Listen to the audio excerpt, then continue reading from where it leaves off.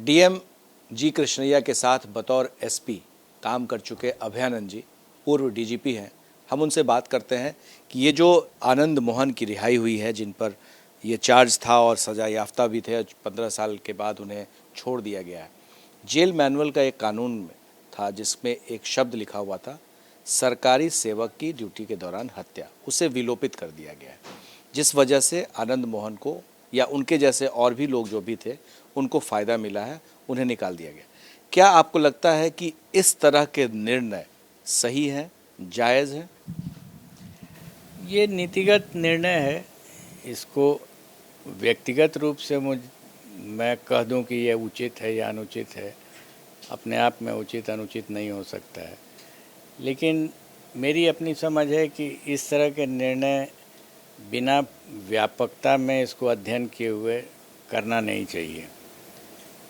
Commission appoint कर लेते, jurist लोग रहते उसमें, समाज के विवेकशील लोग रहते, हर तरह के लोगों को बुला करके जो victims of such types of offences हैं उनके परिवार को, फिर जो और समाज में लोग हैं जैसे व्यापारी वर्ग है या जो भय से आक्रांत हो जाता है समाज में, उनकी बात भी सुन लेते और सबों की बात को सुन करके एक समेकित निर्णय अगर हो जाता, उनका रिकमेंडेशन आता और तब होता, तो ये एक अच्छी प्रक्रिया होती और इसमें तर्कपूर्ण और विवेकपूर्ण एक निर्णय होता। ये समझ में नहीं आया कि इस निर्णय को को करने की आवश्यकता क्यों पड़ गई।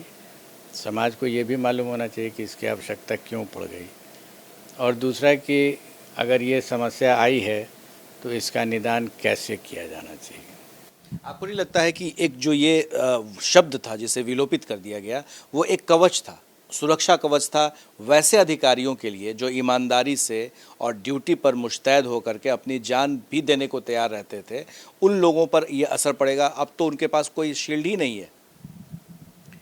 एग्जैक्टली यही टेनर मैंने अपने आंसर में, फर्स्ट क्वेश्चन के आंसर में दिया है कि अगर उन लोगों को बुला करके जब ये नियत हो जाए कि हाँ इसको डिबेट किया जाए, समझा जाए, तो उनको बुला करके जो परिवार के लोग हैं या जो ऑफिसर्स हैं, उन जो एसोसिएशन हैं, उनसे भी बात करके उनके व्यूज़ को रिकॉर्ड कर लिया जाता और तब एक निर्णय लिया जाता, तो ये निर्णय हमेशा बेहतर होता। अच्छा, ये भी तर्क दिया जा रहा है सत्ता पक्ष की तरफ से, जो जानकार हैं, जो जो मंत्री हैं, जो इन सब निर्णयों में साथ हैं, कि दूरी जो है वो ख़त्म कर दी गई आम और ख़ास के बीच में। अब सरकार की नज़र में अगर किसी की भी हत्या होती है तो कोई ख़ास नहीं है। आपको लग रहा है कि ये तर्क जो है वो न्याय संगत है? ये दूरी दूसरे तरीके से भी तो काटी जा सकती है। जो खास, जो आम है उसको भी खास बना देते हैं। दो तरीका हो सकता है ना दूरी को दूर करने का, नीचे को ऊपर उठा दीजिए या ऊपर को नीचे ले आइए। तो एक ही तरीके से क्यों दूरी खत्म की जाए, सबके लिए कर दिया जाए। यानी आप ये कह रहे हैं कि जिनकी भी हत्या होती और उन्हें जेल से निकालने की कोई ऐसी बात ही नहीं हो तो कोई दिक्कत नहीं। एग्जैक्टली तो हत्या को हत्या बना दीजिए आप। जब आप जो प्रोटेक्शन एक गवर्नमेंट सर्वेंट को दिया गया है वो प्रोटेक्शन आप हटा सकते हैं, तो बराबरी करने के लिए हर आदमी को वही प्रोटेक्शन दे दीजिए, वो भी बराबरी है। ये जी कृष्णैया जी के साथ आपने काम किया था, 1 साल आप एसपी थे, वो किस तरह के व्यक्तित्व थे उनका, और क्या आपको लगता है कि जिस तरह की घटना हुई उसके उनके परिवार पर जो बीता है और इस तरह के जो फैसले से उनके खिलाफ जिन पर आरोप था हत्या का, उन्हें बाहर निकाल दिया गया, क्या होता? आपने उस व्यक्ति के व्यक्तित्व की बात की है,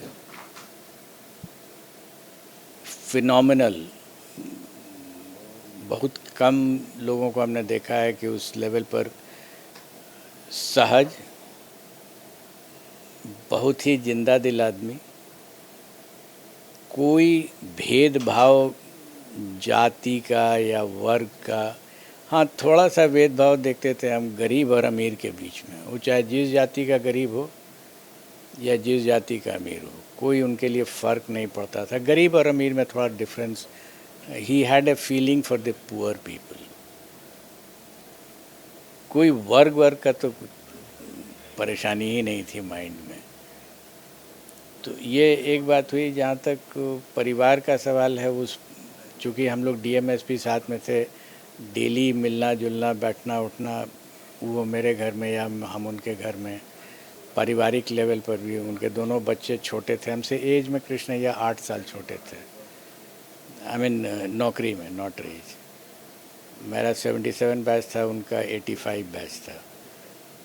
तो एक अकेली औरत फिर बिना हस्बैंड के टैकल करना प्रॉब्लम्स को, दोनों बेटियों को रेज़ करना। अब तो सब दोनों बड़ी हो गई, तो बहुत कष्ट था।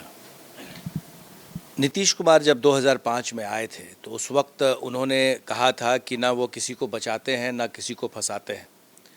आपको नहीं लग रहा है कि ये जो स्लोगन था जिस पर आप लोग भी काम कर रहे थे, आपने बहुत सारे ऐसे डिसीजंस लिए थे जिसमें कि जो इकबाल है कानून का और जो पुलिसिया खौफ है वो दिखता था, वो डर दिखता था। जैसे आपने जो भी अवैध हथियार रखकर पाए जाते थे उन्हें तुरंत आप स्पीडी ट्रायल से सज़ा दिला देते थे। तो वो दौर जो आप बतौर डीजीपी और एडीजी आपने हेडक्वार्टर काम किया था वो भी देखा था हमने। तो ये डिसीजन जो उनका हुआ है, ये लगता है कि उस पर एक धब्बा है, उस पर एक सवाल है। एक शब्द को मैं करेक्ट करूँगा, पुलिसिया खौफ में मैंने कभी विश्वास नहीं किया है। हाँ, कानून का खौफ यस। इनफैक्ट यही आंसर हमने उनको दिया था माननीय मुख्यमंत्री जी को कि पुलिस का रौब नहीं होता है, पुलिस का रुतबा नहीं होता है। पुलिस एक एजेंसी है जो उस रुतबा को बहाल करती है। रुतबा होता है कानून का, और ये बात समझने वाली है, दोनों में डिफरेंस है। अब रही बात कि ये जो उन्होंने किया वो उचित है अनुचित है, as I said, not interested. 8 साल पहले मैं रिटायर कर गया। I have switched off my mind on this. समय समय की बात है, उनको जो निर्णय लेना है मुख्यमंत्री अपना लेंगे। मेरा सवाल बहुत स्पष्ट है। स्पष्ट ये है कि जो आपका दौर हमने भी देखा, आप जब थे डीजीपी के तौर पे आप काम कर रहे थे, आईजी के तौर पे बहुत जगह पे हमने देखा आपको, जो तरीका था आपका कानून के राज को स्थापित करने का। तो इस फैसले से आपको नहीं लगता है कि जिस राज की चर्चा होती थी, जिसको आप लोग एग्जीक्यूट करते थे, उससे इस पर जो अब के जो लोग हैं उस पर असर पड़ेगा? वो लोग भी अब सोचेंगे एक बार कि इसमें अपने जान की बाजी लगाए कि नहीं जाए। तो इसीलिए मैंने कहा कि ना किसी को बचाते हैं ना किसी को फंसाते हैं, ये उनका नारा था। लेकिन क्या कानून बदल कर ऐसे लोगों को जेल से बाहर छोड़ने का? आई वुडंट नो, बहुत इंटरेस्ट नहीं है जानने में। और ये होगा क्या, ये तो फ्यूचर बता देगा तुरंत। और लोग समझदार होते हैं, उनको समझ में आ जाएगा तो एक्सेप्ट कर लेंगे, नहीं समझ में आएगा तो नहीं एक्सेप्ट करेंगे। बट पर्सनली हम इतना ही जानते हैं कि जो लॉज है ऑफ द कंट्री वो इम्पोर्टेंट है। और लॉ में भी एक बात ध्यान रखिएगा, जो लेटर ऑन मैंने समझा अपने एक्सपीरियंस से, लॉ वही होता है जिसको आम आदमी एक्सेप्ट करता है, हृदय से एक्सेप्ट करता है। वैसा लॉ चलता ही नहीं है देश में जो एक्सेप्टेबल नहीं है। अगर मान लीजिए हमने कोई लॉ बनाया और वो एक्सेप्ट नहीं की जनता, तो रिजेक्ट हो जाता है, वो लॉ रिजेक्ट हो जाएगा या सिर्फ रिकॉर्ड पर आ जाएगा। I think people are wise enough, they know क्या एक्सेप्ट करना चाहिए। आपने सुना अभयानंद जी को, दो टूक बातें। जो भी फैसला हुआ है, आने वाले दिनों में ये पता चल जाएगा कि आखिर ये फैसला क्या समाज के सभी वर्ग के लिए था या वोट बैंक की राजनीति में खास तबके के लिए था। हमारे सहयोगी शैलेश के साथ प्रकाश कुमार, एबीपी न्यूज़, पटना।